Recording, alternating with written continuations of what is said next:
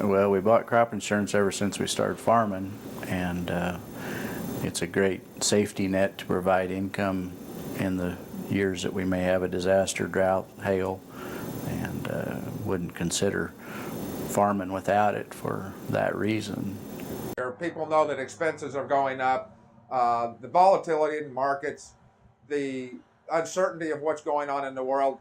It just got to the point where as much money as I have laid out in the crops and in our livestock, the opportunity to lose it all in 1 year is got to be a factor that kept me from sleeping at night. We'll have an opportunity to have a really, really, really good year. One hailstorm, early frost, one of those things could put the farm in jeopardy this year.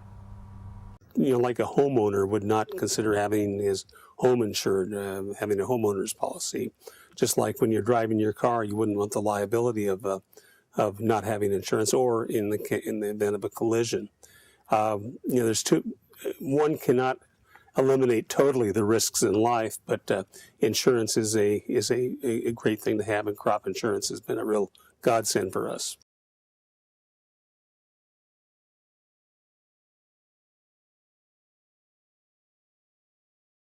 You're going to have 1 year that's better than the other, so just to be able to have crop insurance, you have to pay the premium every year, but in the same token, one of those years, it might come back to help you a lot. And to me, paying the years that you never collect, it's worth paying for the year that you would be down the drain without.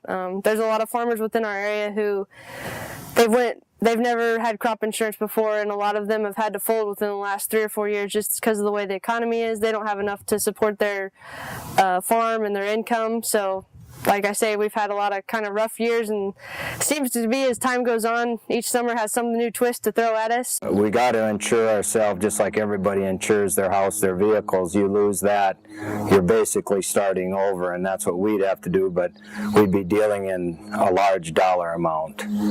So as far as crop insurance, it's probably a little safety net for you. Granted, it's not ever going to make up all your expenses you're going to outlay. You're going to be out something if you get a total drought. It isn't going to be like you're covered for everything you've ever spent. You're going to be out some money. So when you lose and you don't make what you put in it, it takes quite a few years to make that back up. So it does get very important to have crop insurance, and it's one thing that we do need.